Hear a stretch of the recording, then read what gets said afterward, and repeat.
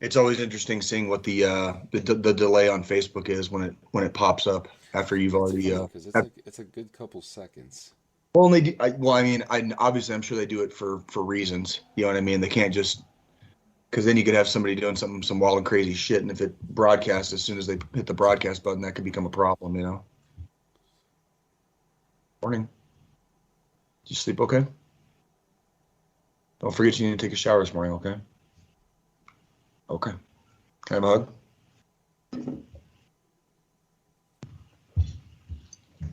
I'm getting ready to do my podcast. Okay. Love you. All right. Clean Sanchez Media. There you go. And then,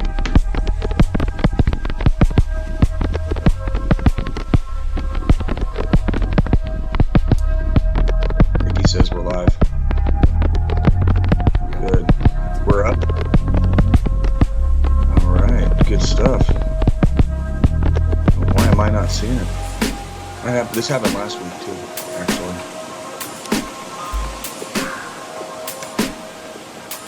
Where it said that we were live, or it's there. and it didn't. There it finally popped up on mine. See how many minutes? That was at least 2 minutes. Oh man. Oh man. What's up, man? All right. I'm in. Another fucking week. Another fucking week. Good morning, Frenchie. Yeah. Yeah. Yeah. Good morning, Frenchie. Good morning, Nikki. Good morning, Boris. Boris, what's going on, Boris? Hell yeah. Oh man. Yo, I know I just gave you a rundown of all the shit that we're gonna talk about, but I have to Yeah. talk about what kind of fucking week it was, man. But before I get to mine, how was yours? It was okay. It was okay. Just taking care of business, man. Like one thing at a time. Made a couple trips up to the fort to get a couple things done there. I had a dental appointment. I had like mouth surgery yesterday. Because Oh, like they sent me the Fort Carson got really backed up with their dental because of coronavirus, obviously. So being close to my ETS date, they sent me off post to get my dental work done, which is fine. Well, the dentist office that they sent me to is very busy. And so I had an appointment a few weeks ago, and it was at the beginning of September, and they were like, "Well, we're booked out of September. We're booked through September for like your next appointment." And I was like, "No, no, no, no." I was like, "My ETS date is to October, so unless whatever, blah blah blah." Long story short, I didn't hear from them, so like I called them earlier this week, and I was like, "Look, I need to get in. I need to be seen prior to my ETS." And they're like, "Okay, can you come in on Saturday?" I was like, "Okay, I'll come in on Saturday. I don't care."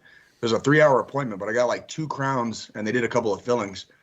But man, like they like cut into my gums basically on my lower left side to get those crowns in there because my gums were bleeding really bad. So they had to like use that laser cutter. Well, and it like cauterized. It's like a lightsaber. It like yeah. cauterizes as it cuts. So, but it's funny because from yesterday afternoon until right now, it's my mouth is already healed like drastically. So it's kind of ridiculous. But that was my week, That's some Wolverine shit, bro. basically. Yeah. Well, and this is going back even when I'd get dental work done in the army. Apparently, my body metabolizes the anesthetic very quickly. So like even yesterday, because the appointment was so long, he had to hit me a couple of extra times on both sides of my mouth because I would start feeling it again. I would start feeling stuff again. And so, it is what it is. Yeah, yeah.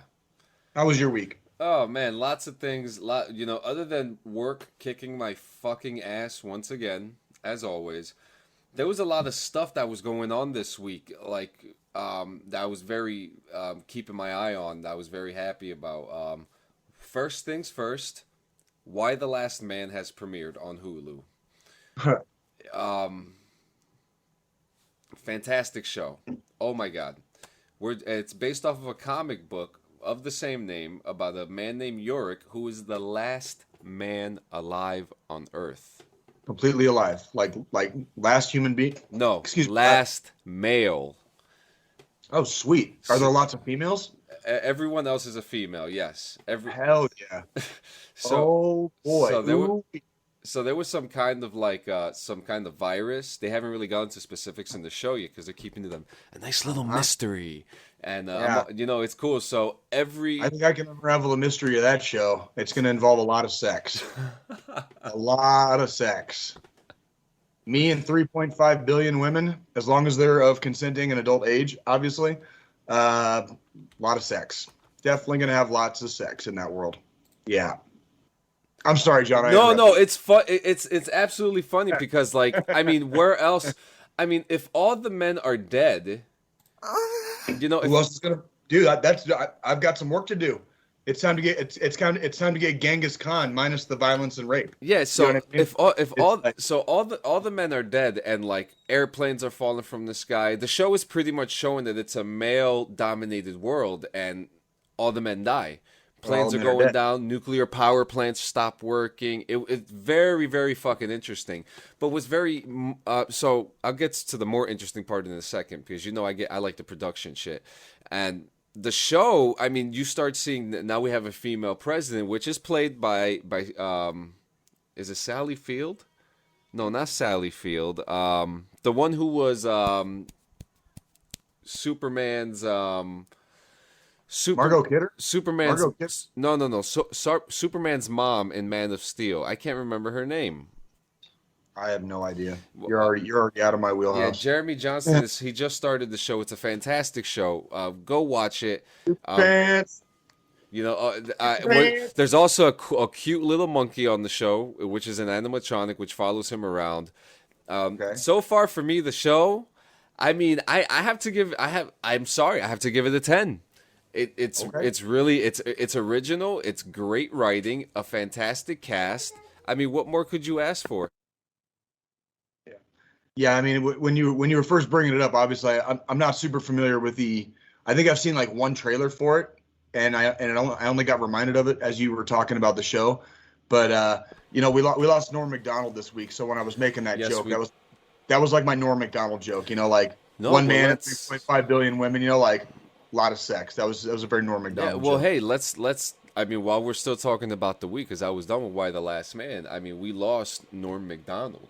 A comedy legend who, I mean, come on, SNL, Dude, Adam Sandler movies. I grew up when I was a kid, and I'm talking going back to the 80s as a kid, like 8, 9 years old. I remember spending the night at my friend's house, and if it was a Saturday night, we would stay up late and we watched Saturday Night Live. And then as I got older and became a preteen and then a teenager, a lot of times I'd be chilling out at my house in my bedroom at night, and I'd watch Saturday Night Live on Saturdays. I grew up during that era. Mike Myers, Dana Carvey, Norm Macdonald, Chris Farley, Chris Rock, Adam Sandler, David Spade, like that whole crew. You know what I mean? And I remember when Norm Macdonald came, and I was a big fan of him because he had that very dry, deadpan humor. Where it was just like that. That was his style, and it's almost like an anti-joke. The way he tells a lot of his jokes, they're almost like anti-jokes, where it's like the joke's only really going to be funny to him. But if you get that, if you get his humor, it's hilarious. You know what I mean? And it was, I didn't realize the dude had cancer for 10 years. Apparently, like, they just announced that, like, because he kept it from everybody, basically. Yeah. The dude was fighting cancer for 10 years and never made it public or known. And kept on working. Yeah, what's your excuse? What's your excuse? No shit, dude. No shit. You want to talk about motivating, dude? Like, what's your excuse? What is your excuse? We have a full fucking house today, guys. What's going on, Jeremy? What's going on, Alexander Lear? Blaze Online in the house. We have Kobalis in the house as well. What's going on, man? Kobalis Designs. Yeah. What's going on, everybody? Good to see everybody. Yeah. Always. So another thing that happened this week, concerts. Fucking concerts. Riot Fest. Well, I'll get to Riot Fest last because that just happened. It's still actually Riot Fest. I think today is the last day. Today's the last day, yeah. But a couple days ago, we had the Incarceration Festival. And yeah, Slipknot performed and Corey Taylor showed off his new mask, which is creepy as fuck. Sorry, I have like mustache hair going into my nose. This is like... I've told you in the past about I've only seen Slipknot one time. Do you know when I saw Slipknot? When? It was actually a very special show because I was not there to see Slipknot.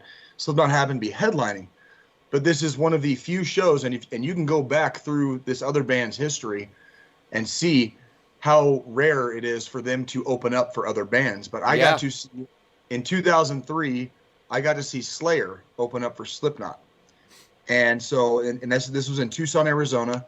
And dude, you want to talk about like, this is back in my metalhead days. I got long hair. When I walked out of that concert venue, man, I looked like I jumped into a swimming pool. You know what I mean? I was literally just drenched head to toe in sweat and beer and whatever else from that disgusting crowd. Like that's metal, dude. But having Slayer open for Slipknot, it was like good fucking luck. Yeah. Yeah. Well, in the opening bands too, like it was Devil Driver. It was Devil Driver, Hatebreed, fucking Slayer, and Slipknot. Now, me and my friends were smart. We got there like right at the end of Devil Driver's set. Devil Driver was so good, man. Devil Driver's badass, and Hatebreed's badass too. Like I love Hatebreed. I mean, Hatebreed are fucking OGs.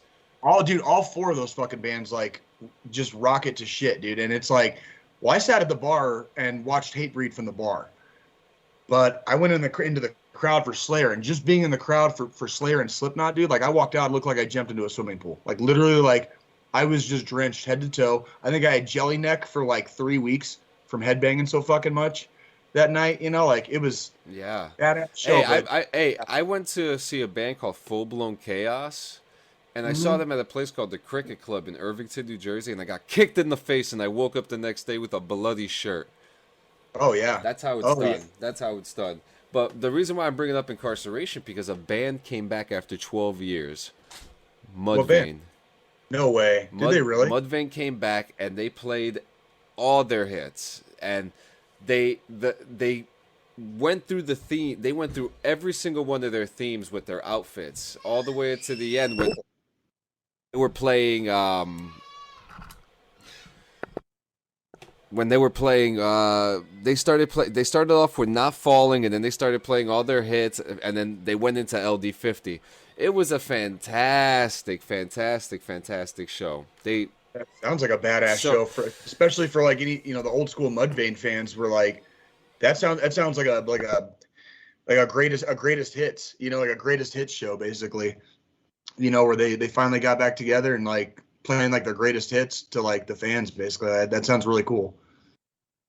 Yeah, and so then they did so good, and then seeing them play like their hits from LD50, like they played Dig, and they went into their jumpsuits. It was fantastic. Oh, yeah.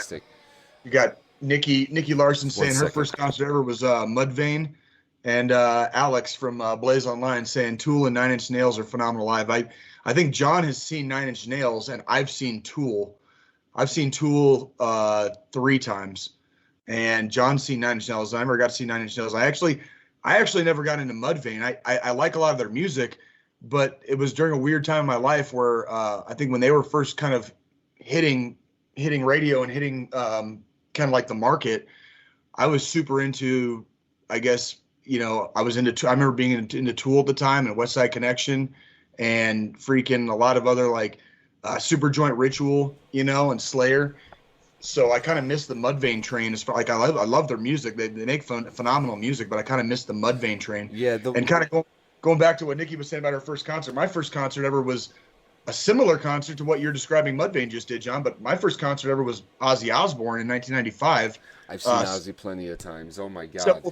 Well, it was funny because Sepultura opened for him. This is in Phoenix. It used to be called the Desert Sky Pavilion, and Sepultura you were telling me about this, yeah.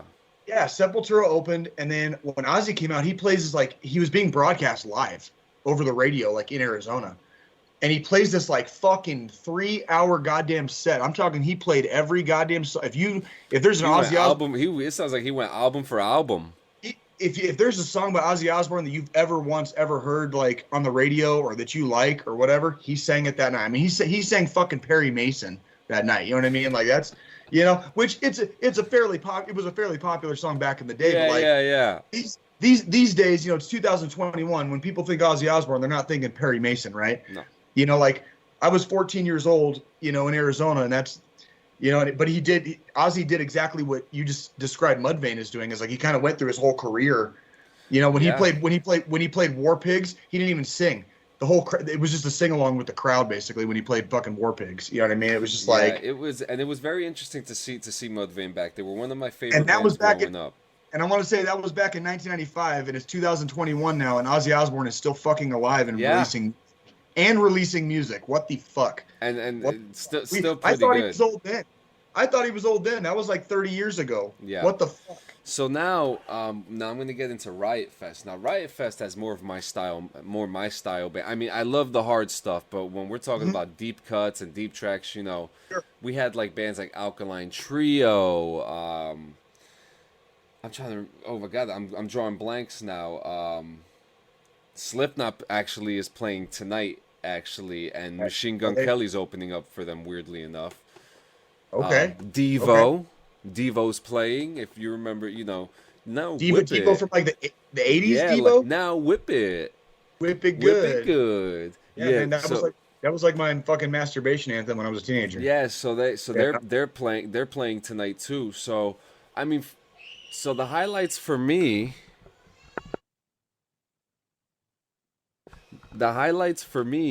were the Smashing Pumpkins, Okay. who I wa- Have you seen them play? Have you ever seen them play? I've never Are you seen.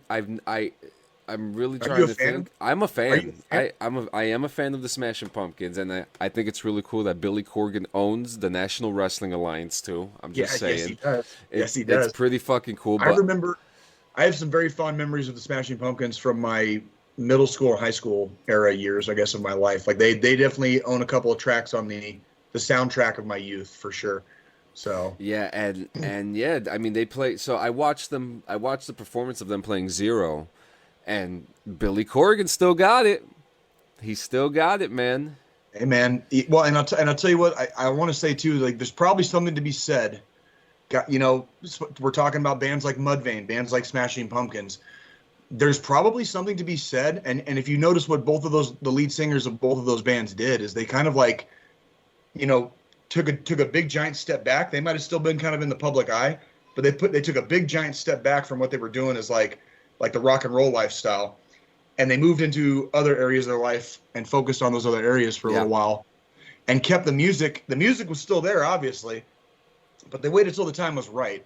And then they didn't spend the next 10 or 15 years like destroying their vocal cords, you know what I mean? And, having a really shitty era of their rock and roll life. They can come back into the limelight now yeah, and help headline shows and these music fests and help younger and bands come out and stuff like that. Like, and introduce themselves to a whole new generation of music listeners. You know what I mean? Like, and sound good while they do it. I mean, I don't know.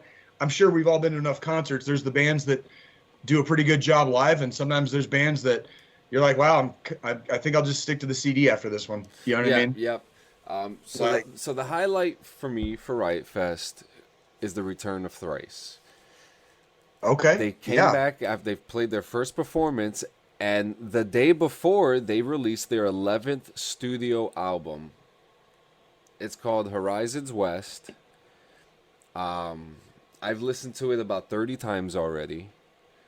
There is so much to dissect on this, and like for them being my favorite band. For me, I've said it before. To me, they're like the modern Beatles. They're the modern day Beatles, and they're so pure. And if you're familiar with the Fibonacci sequence, yes, I am. they have worked the whole album, every song with the Hmm. Fibonacci sequence. So there's some jazz undertones in this. There's still some rock stuff. I'm telling you, they sound a lot. There's some Beatles influences going on that I I'm feeling I in it. love I love the math nerd rock, dude. I mean, there's another very famous band that used the Fibonacci sequence very famously in one of their albums, right?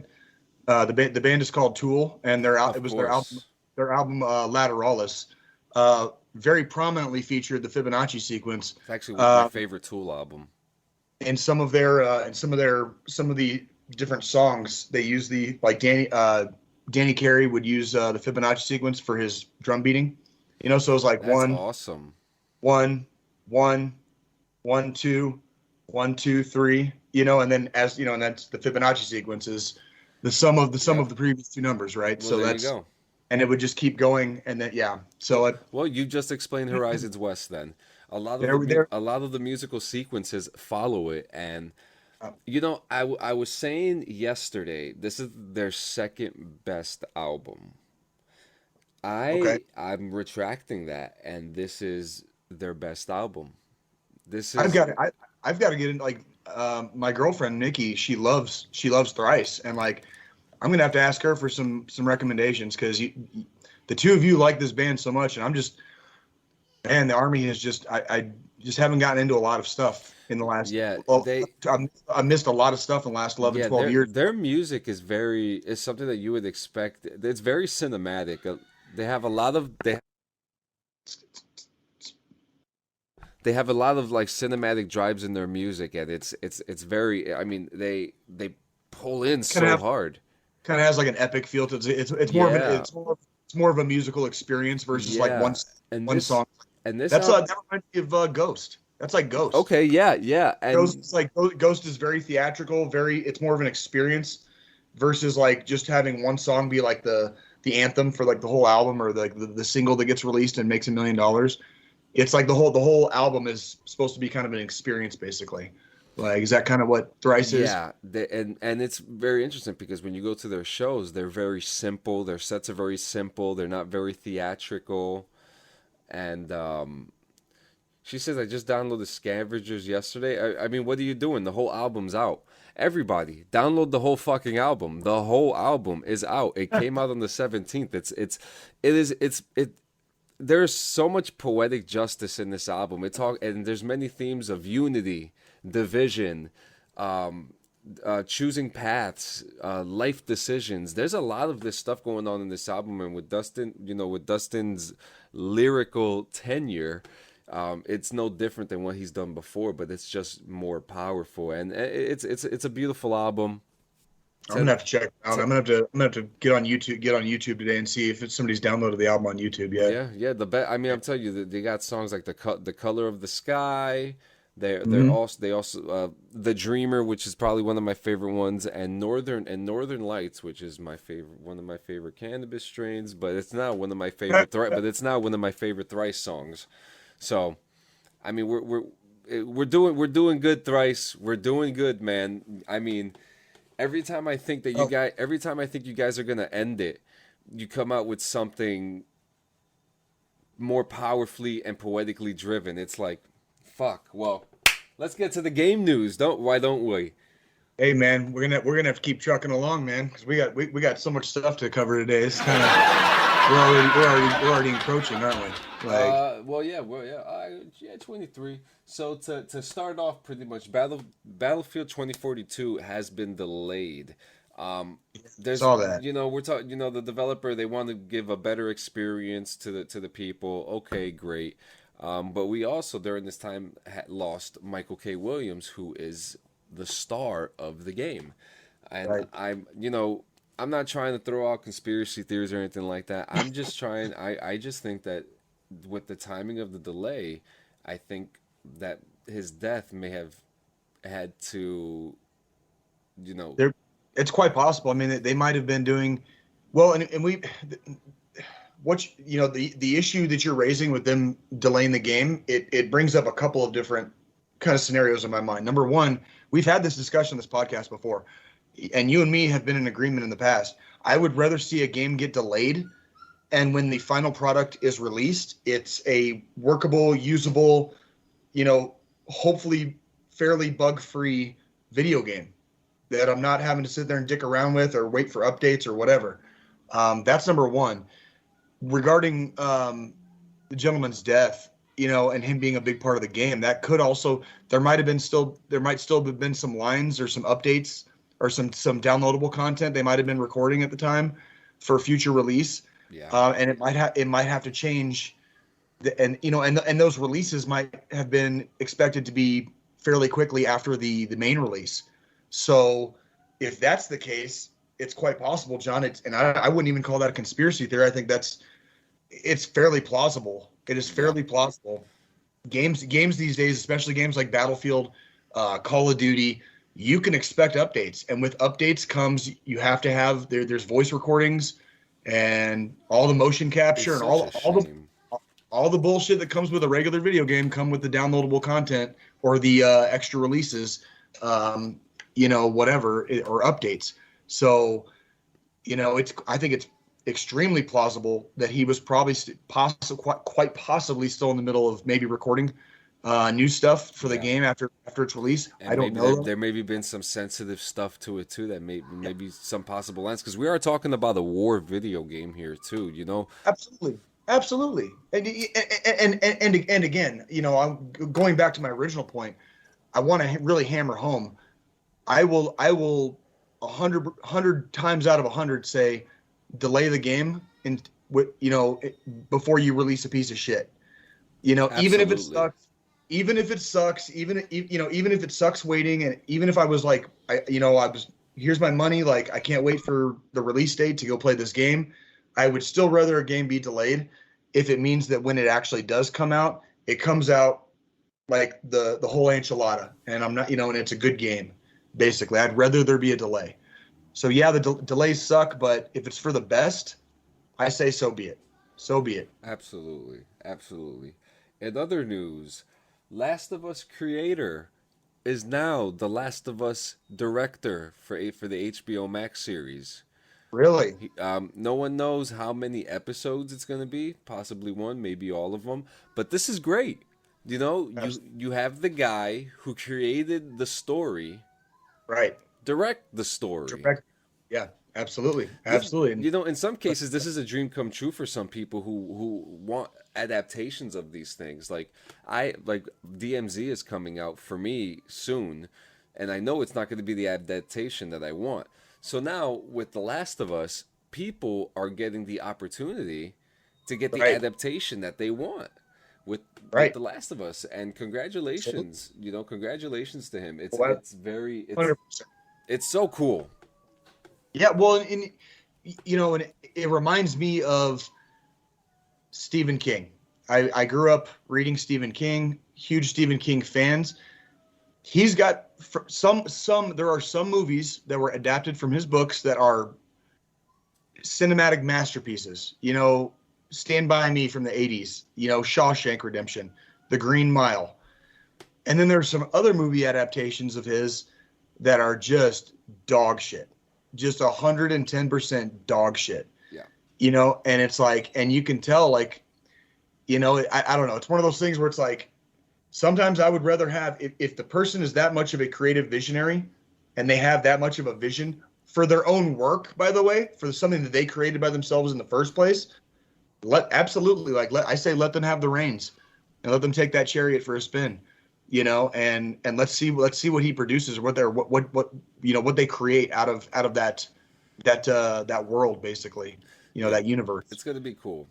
Absolutely. I'm very interested to see, because we know there's going to be some changes in it. We know there's going to be some changes. So, take over for a second. Well, and that's, oh no, you're fine. You're fine. And what I was going to say was, basically, when you have something like The Last of Us, which is a video game kind of universe unto itself, with the story and the virus, and there's different factions, and it's kind of survival, in some kind of like dystopia, near future dystopia, whatever. Adapting that to film, you might think it would be easy based off of the storyline of the game, but it's not necessarily going to be that easy, and it never is when you adapt video games over to movies, or even to that extent, like I was talking about with Stephen King, adapting sometimes novels over to some type of cinematic experience, whether it's a mini series or a movie or even a TV show. There's other things you have to factor in, and there's other things that come into play when you make these adaptations. And a lot of times I think that's why John's so excited about the creator of Last of Us becoming the director for at least a couple of the episodes for the upcoming show, is because a lot of times stuff can get lost in translation, and then you abandon the fan base. And once you've abandoned the fan base, you're fucked. Like, nobody wants to see your shit. And if you don't believe me, There's a whole subculture within the Stephen King, fandom, of people who are called like tower junkies because people who like reading The Dark Tower and got caught up in this epic story by Stephen King. The movie made by Sony was a steaming turd of a dog shit train wreck of an abortion that had no business being a fucking movie in the first place. Like they ruined that story so entirely that it was like impossible. Like you could watch that movie and you could read the books by Stephen King and you'd never know that they were connected. I mean, literally, like the movie is that forgettable, that shitty, like fuck that. I'd rather see the creator of The Last of Us come in and see his vision through at least an episode or two of that miniseries or the TV show that's coming out. So, yeah, that's me. Well, what you got? Let's hope that this is going to be good. I'm a fan of things being true to the story. I'm a fan of lore. We know Pedro Pascal is going to be in this, so I'm very excited to be in it. For him to be in it, not me. I'm obviously not in the show. Not yet. Not yet. You make me a zombie.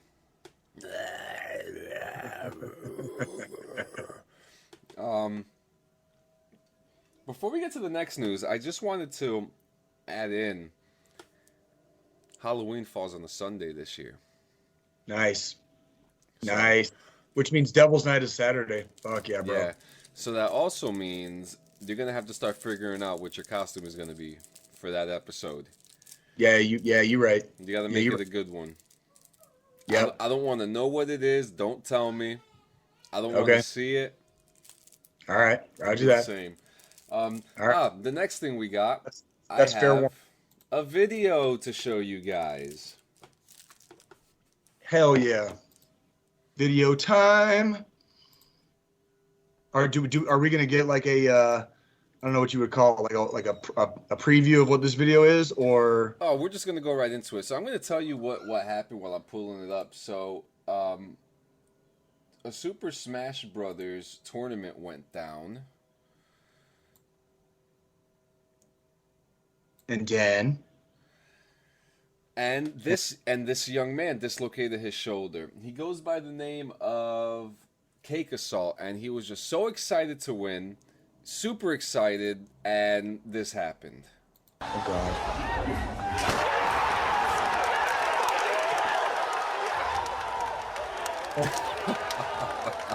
Oh, that sucked.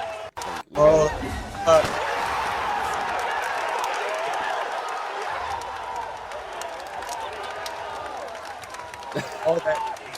all that.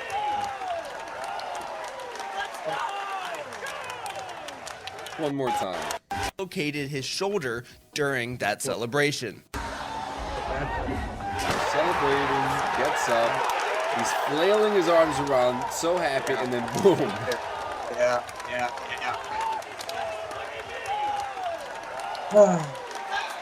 So,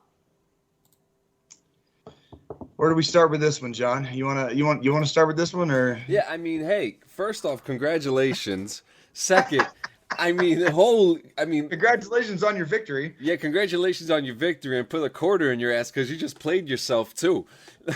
I mean, holy shit. This is probably, I feel bad for the kid, but this is probably one of the funniest things I have ever seen. Ever, and any, because we've seen some of these things like this, and he laughed about it. He put a tweet out laughing about it. So if he can laugh about it, I'm gonna laugh about it. Fair enough. Fair enough. So this is it's funny. The poor kid dislocated his shoulder in celebration. He probably, he didn't fuck up his hand, so he could still play Smash. So right. Well, and this is one of those things where it's like, This kid is far from the only person that has ever injured themselves celebrating. We've seen it in the UFC. Dudes have like blown their knees out with excessive celebrations in the UFC. You know what I mean? Like dudes like doing backflips off the cage or like jumping up and like stomping their feet on the ground. And all of a sudden, like you tweaked your knee and now you're out 6 months because you just won a fight and you were celebrating too much. You know what I mean? It's like, so, I guess I don't want to say it's definitely not a karma thing. It's just more like stay humble out there, guys. Yep. Stay humble. Yep.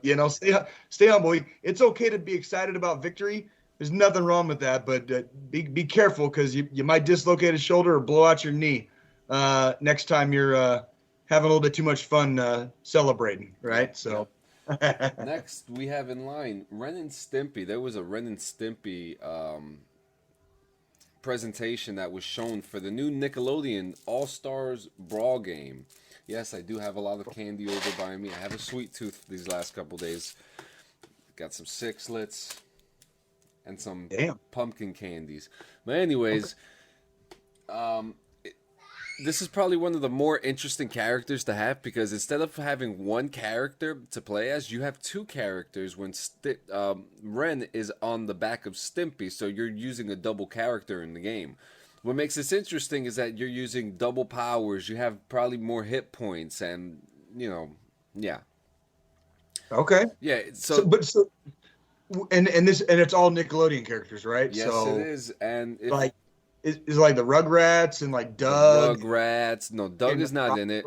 Doug's not in it? Doug's not in it. Oh, dude, that fucking. I was on fucking Reddit the other day and I like spit my drink out laughing, dude. Like, there was it was an Ask Reddit thread, and it was like, if you had to kick one cartoon character's ass and know that, and like, if you had to pick one cartoon character, know for a fact that you could kick their ass, who would it be? And like, one of the top answers was like, I would beat the shit out of Doug right in front of Patty Mayonnaise. It was just like, I was like, oh, Doug. This is the list of characters confirmed for the game. SpongeBob SquarePants, Sandy Cheeks, Patrick Star, Nigel Thornberry, Zim from Invader Zim, Danny Phantom, Oblina from Real Monsters, Michelangelo, Leonardo, April O'Neil from the Ninja Turtles, Cat Dog, Reptar, Helga, Powdered Toast Man, Ren and Stimpy, Lincoln Loud and Lucy Loud, and so it's going to be a jam-packed game. I don't think a lot of people realize nowadays like how big of an impact Nickelodeon had on like my generation. Really, I mean, I still remember the commercial for Log on Ren and Stimpy. I could still sing that like right now. I still know all the words to that song. I'm 40 fucking years old, dude. Like, I probably haven't heard that song in like fucking 20 years, but I could still sing it like line by line like right now. You know what I mean? And it's one of those things where like I grew up on that shit. You know what I mean? That sounds like a fucking fun game, you know? And you basically just get to pick a fucking Nickelodeon character and beat the shit out of each other. It sounds fun to me. It sounds really fun. I like it. Family fun. You can play with your friends. Hell yeah. Kids giving you a hard time, you know? Tell the kid to go downstairs to the entertainment room and pick a character because they're about to get worked. Yeah, see, Alex remembers. That's right, Alex. What rolls downstairs, a loner in pain. Everyone wants a log. It's on your back. It's log, log, log, log. It's big, it's heavy, it's wood.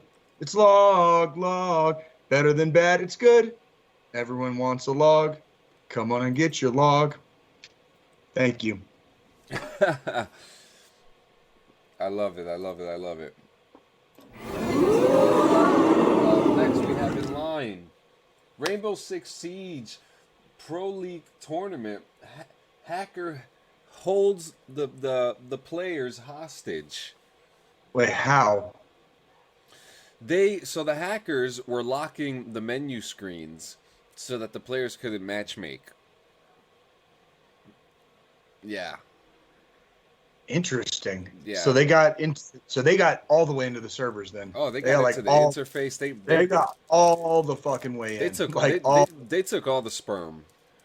Dude, that's like you're bottoming out right there as a hacker. Like, that's as far in as you can get. You know what I mean? Like, I'm talking You're unless you want to like kind of out.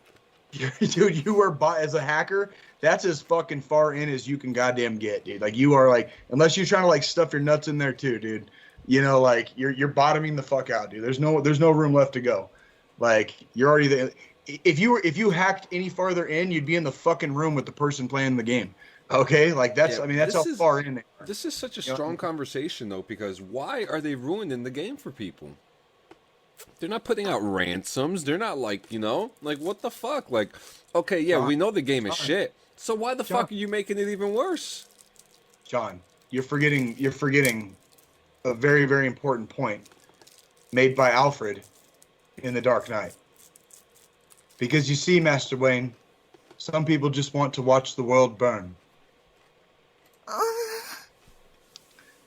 And that's it. I mean, there doesn't have to be a fucking reason. There's never going to be a reason. Why do people do the crazy shit that they do, like anywhere in the world? I mean, let alone in the internet/video game world. I mean, does there ever have to be a reason? You know what I mean? Alexander Lear is right. They need to quit this amateur shit and hack our debt away. Yeah, that's what I'm saying. I'm trying to buy a fucking house, dog. Man.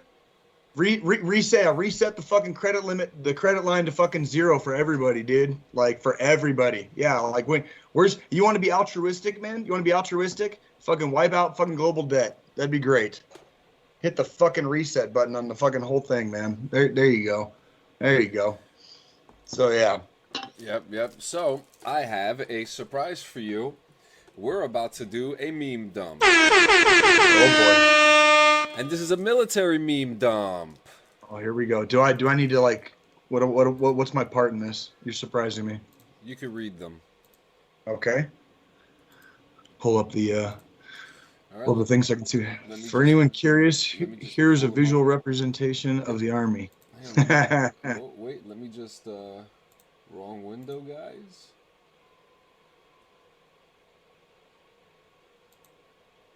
All right, there we go. There you go. You can read that one starting now.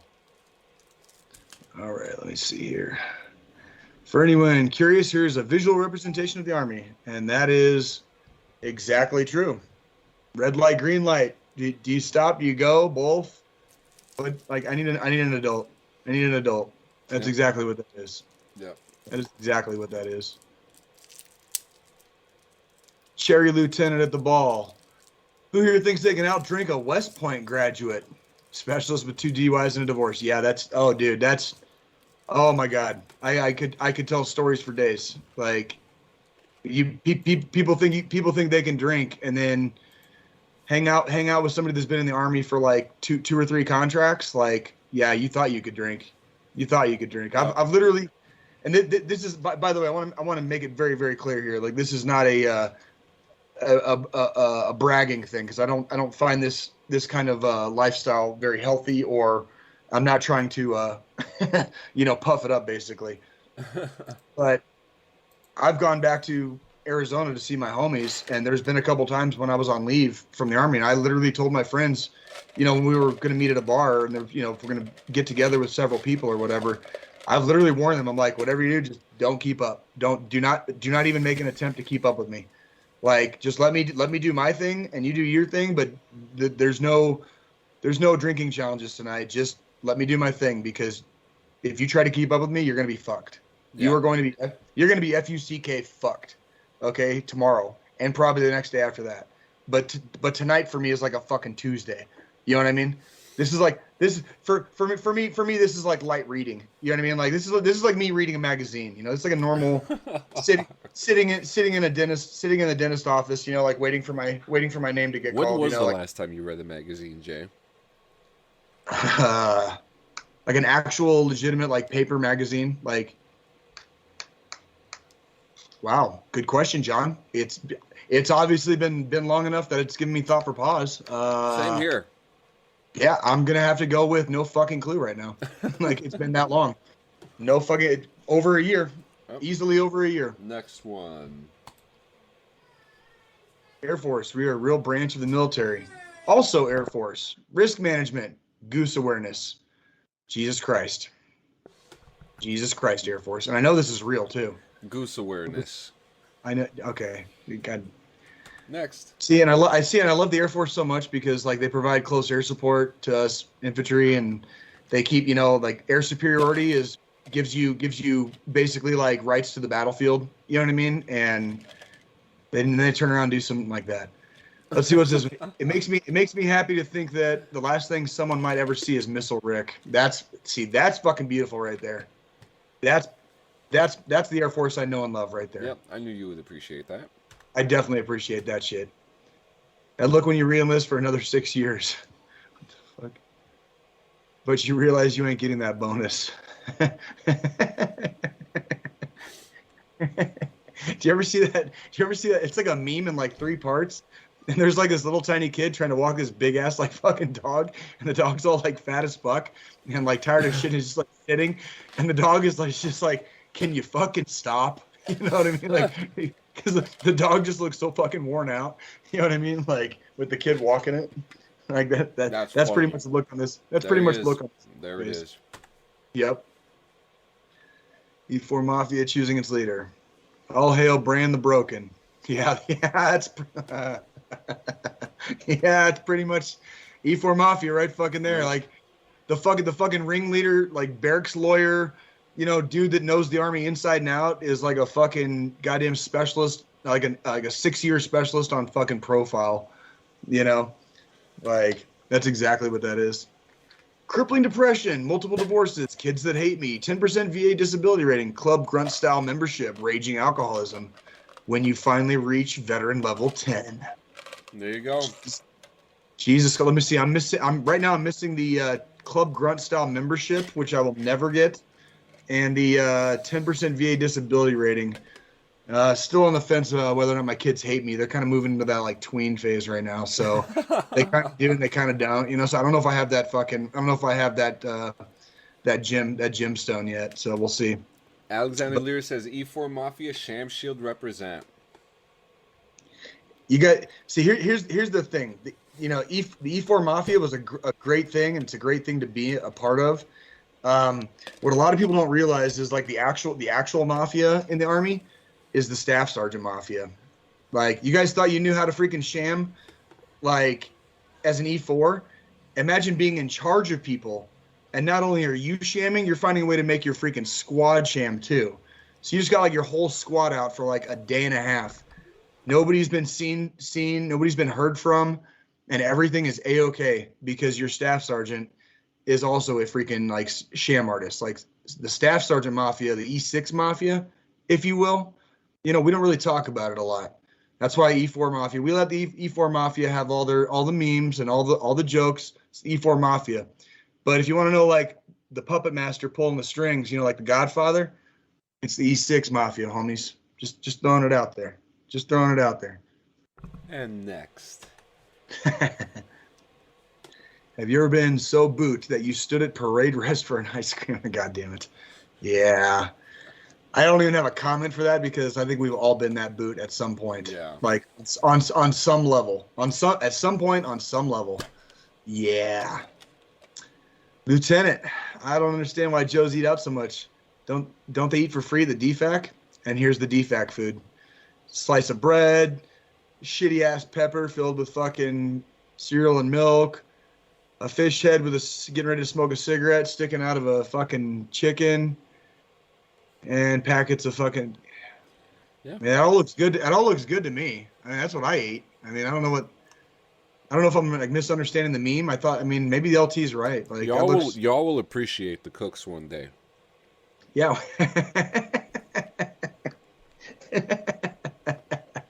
One day. Real talk. I think everybody knows I got mad love for freaking my cooks, mechanics, supply, doc, all the medics. Got much love for the support, dude. Because yeah, I've been there. Next. Do you want a safety briefing? Because that's how you get a safety briefing. That's also how you get shit done, though. That's also how you get shit done. Yeah, okay, yeah, we'll get a safety briefing, but only if he fucking falls. If he doesn't fall, there's not going to be a safety briefing, and we got shit done. We got it fixed. Yes, and I'll tell you what, I guarantee you I know exactly how that happened. Okay? There was going to be a fucking briefing in that room, and it had already been pre-planned, and when they pre-planned it, nobody realized that fucking thing had been broken. The projector was broken, so they had to go up there and like and start fucking around with the projector to fucking unfuck it for this briefing that had already been pre-planned before anybody knew the projector was fucked. And that's exactly how that situation happened. I guarantee it, because that's how it happens every fucking time. And then if the dude falls off the ladder like WWE style, we get a fucking safety briefing. Thank you. So there you go. That's basically like how the Army works in a fucking nutshell. Yep. Safety briefings for days. Yep. Oh, I can't read. Oh, no worries. Reading is for officers. Okay. Good morning, Sergeant. Sergeant. Well, I'll just go fuck myself then. Okay, see this one. I've had more experience, and this one I've had more experience on with the officers. Like, I will literally, like, I'd be walking by, like, back when I was like junior enlisted, I'd fucking salute, like, you know, good morning, sir, good morning, ma'am, whatever. No. And it's like, you motherfucker, you know I'm here. I'm like, I'm 8 feet away from you, and I didn't like whisper, you know. And it's like they just keep fucking walking. It's like, okay, I guess I'll just go fuck myself then. My bad for fucking following customs and courtesies, sir, ma'am, whoever the fuck you are. My bad, dog. My bad. Oh, absolutely, the gas chamber. Love the fucking gas chamber. Speaking of the gas chamber, can I send you a video of me in the gas chamber, John? Of course. And have you like edit that shit or something? Like fucking. Okay, cool. Fuck yeah. Yeah, the gas shit, dude. If you want a fresh start on, like, you know, your lungs and your nasal passages, you know, and all that, like, go hang out in the freaking smoke box, dude. Like, yep. In the gas chamber at the. Oh, that's right, because you went in without a mask on. Correct. That's the video. Yes, that's the video I have. Mm-hmm. Yeah. Yes. We're gonna need that. We're gonna need that content. Okay. Alex Roger. said pilots are good at saluting back, though. I think it's the regular officer that's the douche. I agree with that. I agree with that 100%. I agree with that. I never had a salute not returned by somebody who, like, I knew was cool as fuck like that. I was walking across the parking lot. This is like an Army thing. It's not. I don't want to say this is like a big Army thing or even a Marine thing, but it's like I was always brought up, and this is 10 plus years ago now. I was always brought up, if the officer was in uniform and even if I was in civilian clothes, to still render customs and courtesies out of respect. And this is, you know, again, this is like 10 fucking years ago. So, and I'm not saying everybody does this, but I mean, like, I've been walking across the parking lot at the academy at Fort Carson, and there was like a Air Force colonel, because they have stuff there all the time with different branches. And I just saluted him. I just gotten out of the gym, and I saluted him, you know, good morning, sir, whatever it was. And the dude immediately, like, returned my salute and was like, hey, how you doing? Have a good day, whatever. You know, it was cool as fuck. The dude's probably a pilot, you know, like a lot of the officers in the Air Force. I don't want to say a lot, but the dude was wearing a fucking jumpsuit. He was wearing a pilot suit. Yeah. Okay, so the dude was a fucking pilot. Okay, whatever. Yep. Like, and next. Point being, he was like the coolest out of all of them. You know what I mean? Like, he immediately returned the salute, and yeah, he was cool. So, yeah. Next. When you get to basic training, get the fuck off my bus, hero! I'm in danger. Yeah, yes you are. Yes you are. That was actually my thoughts. That was exact my thoughts, because we had reception. I didn't know that reception was different than like the actual like boot camp, and I was like, oh shit. Yeah, because when you get off that bus, they don't do it anymore. But when me and John went through, you got shark attacked. And it was basically like, as soon as you fucking step off that bus, there's like 3 drill sergeants right there screaming at you to like run over there. They're going like this. They're literally circling the fucking bus, smelling your fear. And then you like run over there, wherever there is, and you're like in a formation, and like they're making people like hold their bags up over their head and like do like overhead lifts, shaving creams all over the place. It's motherfuckers are crying and shit, breaking down, like making their last phone call. Oh, dude, it was hilarious, dude. Like, and again, you know, my experience was not unique, but because I had my experience at 29 years of age, I guess the age difference kind of gave me a little bit of maybe a different perspective on it. It would have been a lot different if I'd been 18, put it that way, you know?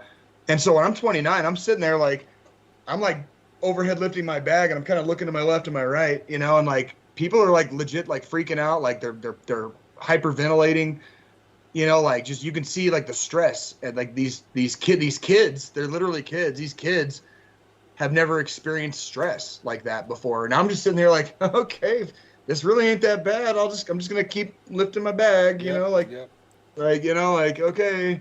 These poor bastards, they fucking crying and shit, whatever. Chief, when he passes, he had another fitness test.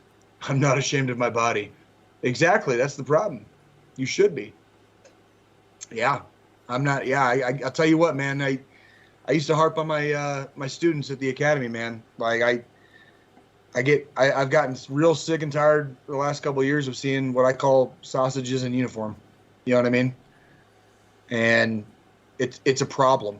It really, really is. Because if you ever have to fucking pick up a weapon and fight, that infantry quarter mile becomes a fucking long ways. And the way that my drill sergeant put it, because I had failed my PT test with my push-ups, and he was like, I can't trust you to carry me, but I could trust you to pull me out. He goes, you run fast, right? He goes, I can't trust you to carry me out. He goes, but if you strap me up and pull me, I could trust you on that part. I'm like, okay, right. Right. So they're different. That's why the PT test is there. Can you carry your battle buddy out of a tight situation? And when they went over to the ACFT actually mimics, I guess, as close as you possibly can mimic with a PT test. It's a couple of the events mimic a couple of potential maneuvers you might make on the battlefield. Like shuttle runs with weight and stuff like that, and dragging and stuff like that. So it is very, very important to remember that the military is supposed to be in shape, basically. Because if you find yourself on the battlefield and realize you're not strong enough to carry your buddy, that's the wrong time and the wrong place to realize you probably should have been hitting the gym more often. So yeah.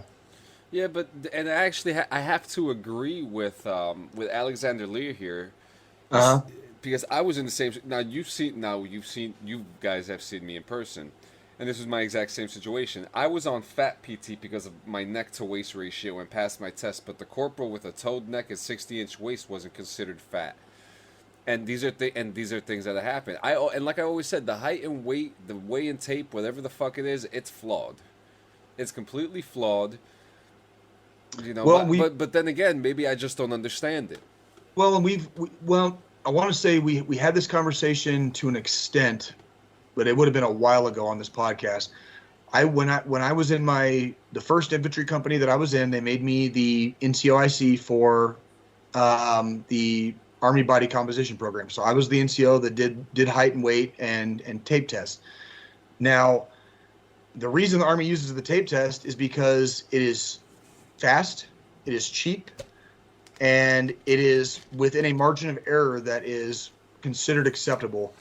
As far as you're not going to get the exact body fat percentage, but with a few exceptions, it's going to let you know real quick who is and who isn't. You can manipulate it.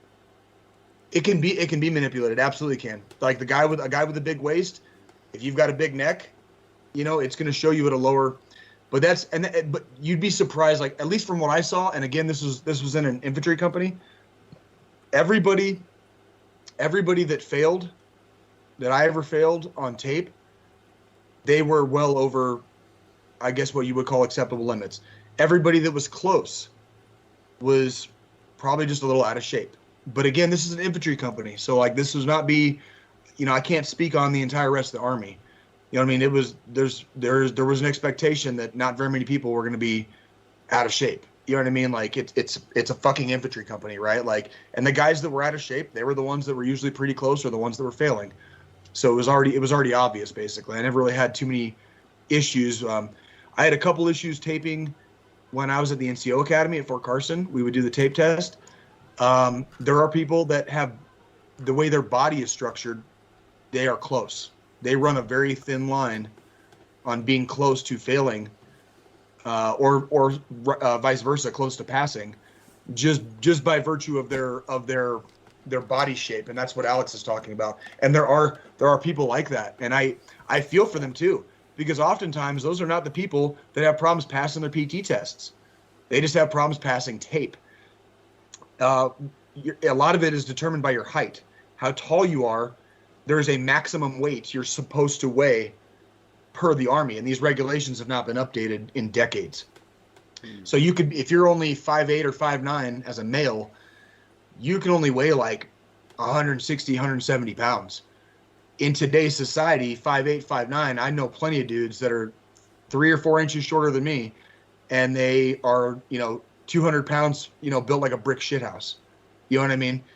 And that's basically like, that's kind of what sucks is like, as soon as you step on that scale, you already failed. So then you got to go do the tape test. So it doesn't matter how you do on PT. As soon as you go over your weight, you have to get taped. So you take your shirt off, you do, tape the neck, tape the stomach. You do that 3 times, average it out. And basically, like, if you're considered like, out of shape by the Army standard, by the tape standard, it doesn't matter how good you did on your PT test. That's really what it comes down to. And it is unfortunate because there are people, I think, that do slip through the cracks. I think those people are in a very small percentage overall. But there are people that do slip through the cracks, and it is unfortunate. Yep. So, yeah, we got a few more left to go. All right.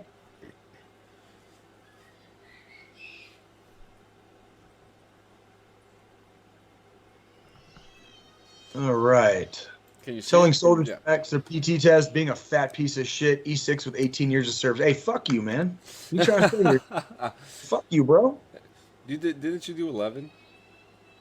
I did. Yeah, I did like 11 and a half. You're good. Officially upon my ETS here in a couple weeks, I will have 11 years and 3/4, basically, like 11 years 9 months. So just shy. I would call it just shy of 12.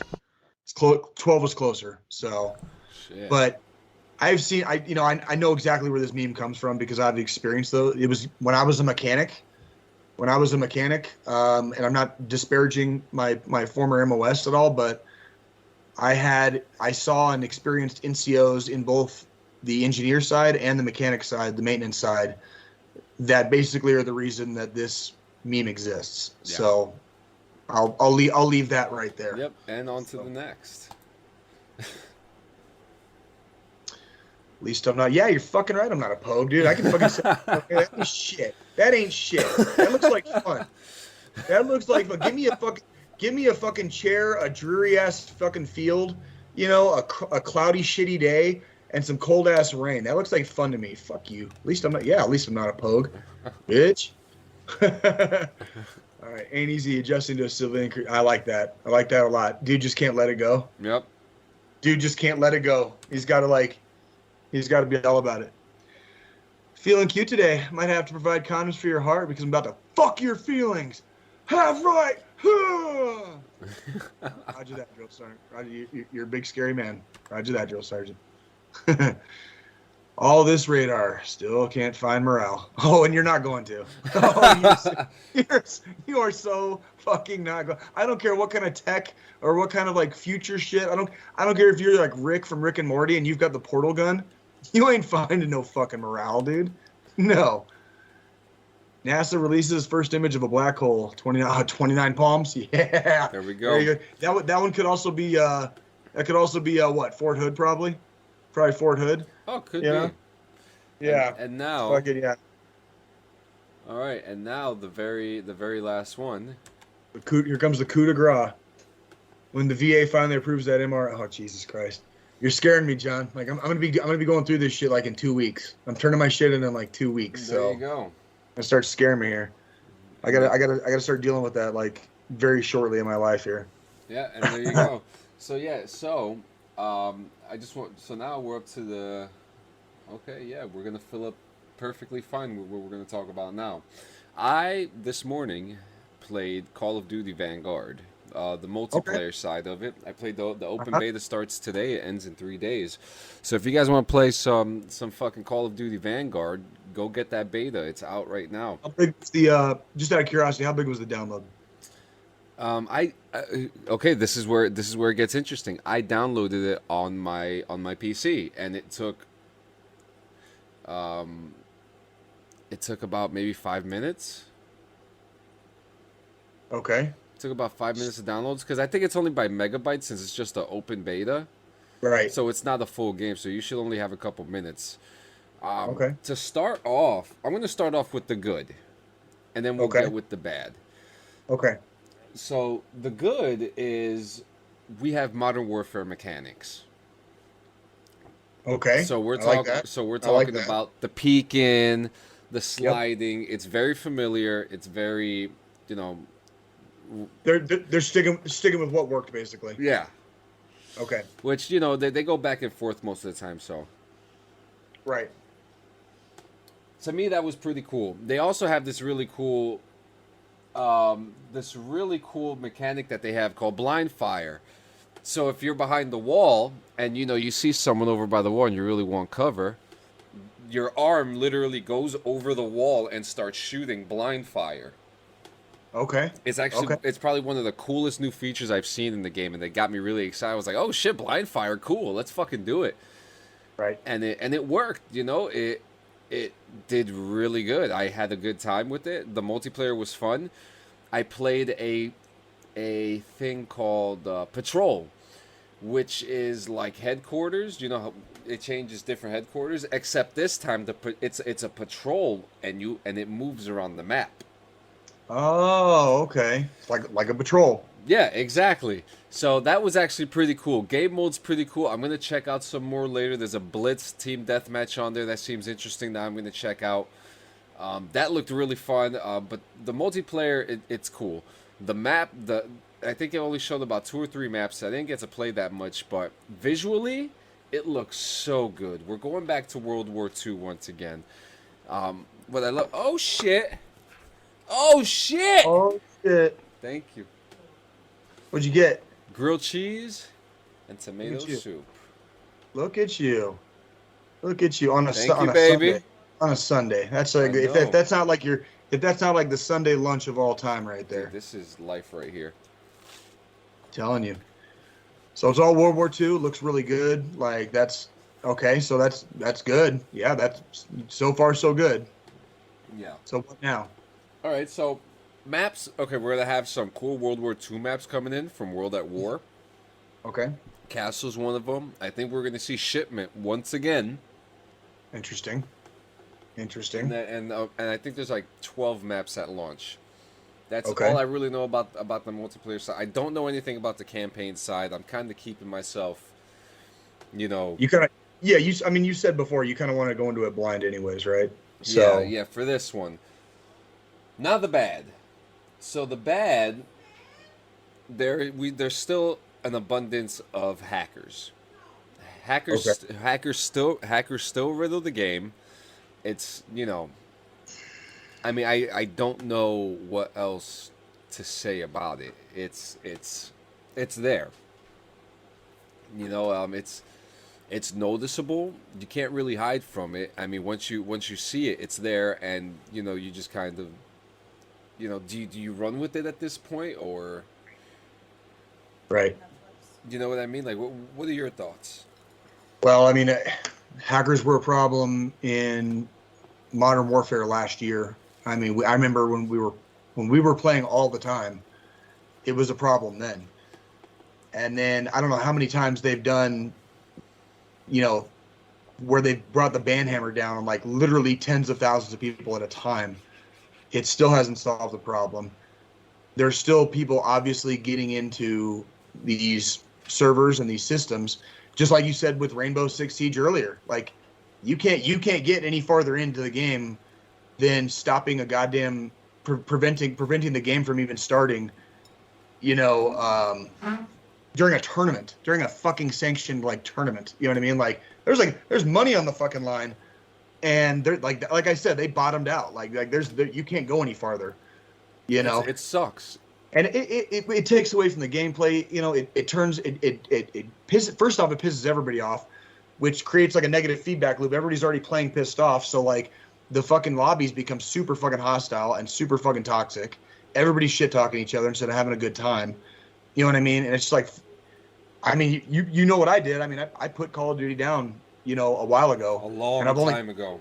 And I've only picked it up a couple times, every once in a blue moon. I've only picked it up a couple times since. I mean, really, and it's been about once every blue moon this year. I want to say I've probably played the entire calendar year of 2021. I've probably played Modern Warfare somewhere around 5 to 10 times. Like, I'm talking like actual multiplayer. I've played against bots and stuff like dozens of times, but Oh yeah. As far as like playing actual people, somewhere between 5 and 10 times this entire calendar year. It's a big problem. Obviously, another turnoff for me to be like, yeah, I'm only gonna play this for the campaign, and I'm pretty much done with it. You know. Right. Right. Another major problem that I saw: faction uniforms. You can't tell anybody apart. Oh, really? Yeah. You know, because we're talking World War II. Color schemes are brown, dark green, dark brown. Right. You know, very muddy colors, very earthy colors. There's not a lot to tell the difference between the different factions, and that is a major problem because there was a point where I was shooting at a guy who I thought was my teammate. It wasn't my teammate, and in front of him was my teammate, and they looked exactly the same. Interesting. That would definitely need to be hopefully fixed. That is a major issue that has to be addressed because if you can't tell who your enemy is, what are you gonna, you know? I mean, that kind of goes without saying. That sounds like it would confuse the shit out of me to be in the middle of a game like that and not knowing who the fuck am I actually shooting at here. So yeah, like that's not cool. Definitely not cool for a freaking multiplayer game like that. Yeah, that got very annoying. Maps are huge. Okay. Now, with the maps being huge, is that a good thing or a bad thing? Like, 'cause sometimes on Modern Warfare, if the map is too big, like nobody finds each other, and you spend half the fucking event. Like, from what I'm understanding, I think they fixed the problem, and how they fixed this problem was with having these big maps and then sanctioning them off in different modes, like 6v6, where you get a portion of the map. So I think that's what they're going to be doing. Which I mean, if that is the case and it's true, I'm all about it and I'm for it. Yeah, absolutely. That's a smart move to make. That is a smart move. And it actually kind of, it kind of takes, it gives them a less workload because then they could just make this one giant foundation and just work around that. Right. So that really, they could do that. That's really all I have about the multiplayer. The weapons are really cool. Perks were really cool. I used an STG 44, which is a German weapon from World War II. A lot of people call it like the granddaddy of the automatic Kalashnikov because it has a lot of the same style from it, or they call it its bitter enemy, whatever you prefer. So good. That's interesting. Yeah. So that's really all I have on the multiplayer on that. Warzone. So in Warzone, they're going to be changing the map to a World War II style map called Pacific. I think it's pretty self-explanatory that this is going to be in the Pacific Theater, somewhere around the Asian territory of Japan. Okay. That's. Sounds like a fun game. Yeah. Sounds fun game to me. You have the jungle environment. That's cool. Whereas in the European side of things, it was all concrete and steel. Oh yeah, you got jungles, you got beaches and beachheads, castles. Yeah, there's all kind. You got villages and stuff like that. I mean, it's kind of the possibilities are kind of semi unlimited with that one, depending on what they want to do with the game, obviously. So yeah, and I still say I know it takes a lot more rendering and stuff, and I know this is like the big Battlefield versus Call of Duty debate has always been like destructible environments. I love destructible environments. I pray for destructible environments because it just makes the game so much more. They have confirmed that they will be destructible environments. Good. That's what I'm saying. The question is though, to what capacity? Well, right, and to me, it makes it that much more inclusive. I feel like I'm in the game. Like this, I shoot the side of a building with a freaking RPG. There should be a hole in the side of that wall now, and where like in games like Call of Duty, you and two of your buddies can just hole up in a building, and as long as you stay away from doors and windows, you know what I mean. Like in theory, you can kind of hold people off for a while. Game like Battlefield or with a destructible environment. You're sitting up against the wall, and all of a sudden the wall gets blown up, by like a tank shell or an RPG. You die, and that's exactly what happened in real life too, which is why I love that shit. Yeah, you know what I mean? Alex Lear asks, why do you think it took so long for COD to even think about destructibles? I don't know. I don't know. I think it was coding. I think it was coding. I know it takes a lot more. It has to. There's no way it can't. But my thing is like Battlefield Bad Company back in the day, like the first Bad Company. It was like the original sequel to fucking Battlefield. You know, it had destructible environments. We're talking back in the early 2000s. We already had destructible environments in our multiplayer games. So why did it take Call? I don't fucking know, dude. Like as far as I'm concerned, they haven't had an excuse the whole time. Yeah, I think it had to be like with the fact that they got so comfortable using the same coding for almost every single game. Engines. Yeah, that's right. Well, I mean, and if you're trying to put a game out a year, it's just not as possible anymore with everything. They're making buku bucks. I mean, that's the only thing that is possible is they're just making money off it. But it's like that's bullshit. Like make like a Modern Warfare, like 2019 Modern Warfare style game with destructible environments, and you can have my fucking money. You can just have my fucking money, but they won't do it. You know what I mean? I went to the Art Institute and know a little about coding, so to me it seems like laziness, honestly. And that could be it, you know. I can't argue. I'm not against that either. No, that's. I think a lot of it is that it's like, can we release one? You went to the Art Institute? I'm sorry. It's like, can we release one game a year? Yeah, we can, but we won't be able to have destructible environments. All right, fuck it, make money. You know, go make money. It's like fucking Mickey Mouse, dude. Like in South Park, like get out there and make some money. Now, the one thing I am excited about, I've grown to like more and more each year, is the zombies mode. Okay. You know, it gives a better feel to the game. You know, you're not doing PvP, you're not drop shotting people, you're not camping, you're just killing zombies. And I really wish that you came over to the Black Ops side to play zombies, because that's what made the game for me. Because they're talking about zombies to be this extra large special type of zombies where all modes that they've ever released are put together. Outbreak, Horde, you know, whatever it may be. You know, I can't name them all on the top of my head, but they're doing, you know, the last incarnation of zombies was so awesome. I actually found myself playing it a lot, right? Because it was a more open world style of zombies. Hell, I might even download it today and play some zombies. Who fucking knows? I don't know. Do you? Because I sure don't.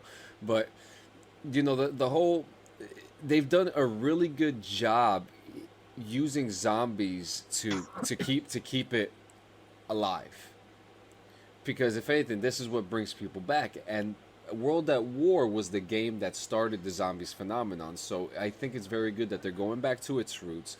And whatever we're going to see with the zombies experience is going to be even more fun than the last. There's not going to be, I don't think it's going to lack any kind of action or anything like that. I think it's going to do just fucking fine. And me personally, I'm excited for it. Now the main question is, am I going to buy it at release? How much of it am I going to play? What am I going to enjoy? I see myself playing the campaign. I don't see myself playing the multiplayer. Right. But I do see myself going back to it, playing some zombies. Okay. You know, so yeah. Well, I think at least this is just me personally. Like my days of buying anything the day of release are like long over. You know, I need reviews. I need to see what people are saying. You know what I mean? Like I don't think I'll ever buy another video game the day of release or pre-buy it. Like the companies that make the games nowadays have proven time and time again that they are not on the side of the consumer. So, you know, like I'm kind of in your boat on that one. Like I let it come out first and see what people say, and then get it, and then do my thing. You know what I mean? I mean, that's what you did with Black Ops. You know, you got the reviews, you know, and in the beginning, the reviews were shit. The game was very unbalanced, and it got better. From what I was telling you, there was even a time you were even thinking about actually getting it. For a short period of time, yes, there was. Yes, there was. And Alex says here, I think they could just release a COD Zombies franchise and it would do well. I think it would do fantastic. You know, I think that's what, you know, we can keep on having. I've said this before. If they worked on the title that they don't have to release every single year, that they could just constantly update, like Warzone. Why do we need a multiplayer separated Right. from Warzone. Just put multiplayer in Warzone and just release the zombies and release the campaigns. That's right. Why don't you release a campaign that continues in DLC? Right. You are preaching to the motherfucking choir, dude. And I'm Like, sitting here talking behind the fucking microphone. Dude, you're not going to hear me raise a single argument against any of that. I've never understood. I guess I understand it in the same way that I understand a lot of other things. It's called product obsolescence. You know, it's the reason we don't have light bulbs that last 10 years. It's the reason we don't have tires on our car that go 100,000 miles. Do we have the technology to create that shit? Fuck yeah, we do. But then nobody would make any fucking money. Everybody buy fucking light bulbs and they never have to fucking replace them again. Everybody buy tires and they'd only have to fucking replace them if like some crazy shit happened. That'd be it. And so instead of getting one badass fucking multiplayer first-person shooter game every 2 to 3 years, we're getting one halfway decent one fucking every year on the year. And it's product obsolescence. You know, but I know for a fact there's still a shitload of people playing fucking Modern Warfare versus like Cold War, and they're still getting pissed off about it. Yeah. Well, and that's what I'm saying. Like, and it's same with fucking, you know, like I don't know. I'm gonna end up turning into fucking Doug Stanhope and fucking ranting for a while, so we can just push the pause button right there. Yeah, and we're coming to the end of the show. Before we get to the sponsorships and the final thought in sports, you got any games coming up that you're looking forward to? As far as sports, because you know anything. Did your Chiefs win last week? They did barely. They almost. Congratulations. They barely won last week, and they've got another tough one this week. They're playing the Ravens today, and I'll tell you what, our defense, man, like still not where it needs to be. I'll tell you what, if the Cleveland Browns had played probably just about any other team in the NFL last week, the way they played the Chiefs, they would have won. And the only reason the Chiefs won is because of our offense being able to make double-digit comebacks seemed like nothing. And our defense finally fucking pulled it together towards the end and make a couple of crucial stops. But that was it. Like we went down quick in that game at the very beginning, and we were down the whole game until pretty much the end. We didn't take the lead until the fucking fourth quarter, like late in the fourth quarter. So the Chiefs defense needs a lot of work right now. So is what it is. But it is what it is. Yeah. And you know, as you know, we're coming to the end of baseball. I truly believe that this is going to be the week that we find out if the Yankees are making it or not. Okay. I found out this morning that the Brewers are going in. Yep. And then the Giants are going in too. Yep. The Brewers, man. That's going to be your teams. Yeah. That's going to be your Cinderella. That's going to be your Cinderella, you know, pick for baseball this year. Is going to be the Brewers. So yeah. Yeah. You know, I'll tell you one thing. It's not looking good for the Yankees because after we fight the Indians, we're going against the Blue Jays, Boston, and Tampa. Oh, dude. Well, if they can put together a decent run, that'll give them a lot of confidence going into the playoffs. Yeah, and it's looking all right. I mean, I'm sorry that Kansas didn't make it this year. Oh, dude, they weren't going to make it. I mean, we thought they might have a shot back in April, when, you know, the first month of the season, and then they dropped off that cliff so fast, dude. They never even approached climbing back up. It wasn't even close. Like once it was like the bottom dropped out as soon as the calendar turned to May.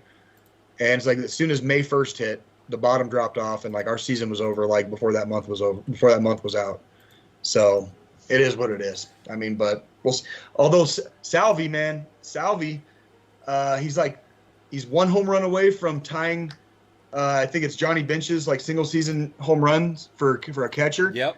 He's 2 away from breaking the record. So if Salvi can knock a couple dingers before the end of the season, he's going to be your new all-time single-season home run leader for a catcher. Yep. So he'll be right there, and it's looking good. I mean, I think I don't know who Rookie of the Year is going to be, but I certainly think that Shohei Ohtani is going to get MVP. He probably is, yes. I couldn't even tell you who I think is going to get the Cy Young Award, but it's probably going to be Jacob deGrom from the Mets. It's probably it's not going to be Shohei because his pitching scores aren't looking too good within the last couple weeks. So It's not looking good for Shohei. I mean, lots of crazy things happening, but Yeah, well, it was a very interesting season too. So it was, and we're here, and we are here at the final thought. I'm taking the reins today. I think you are. Yeah. Yep. Mm-hmm. No secret, as you guys know, 22 a day. Way too many. One is way too many.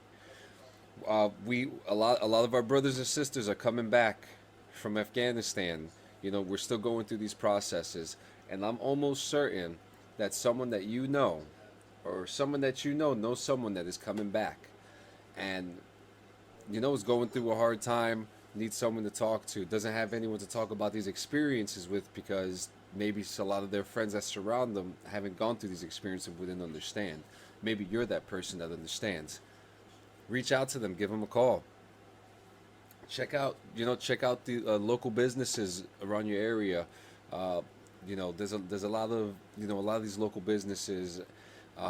They help cater to a lot of these veteran organizations and veteran events. Reach out to them, see if they need any help. There's a lot of things going on. The VA hospitals are always doing events. They're always doing things for suicide awareness, to be there for one another, because we are literally all we got. All we got. So remember, guys, the number is 1-800-275-8255. 1-800-275-TALK.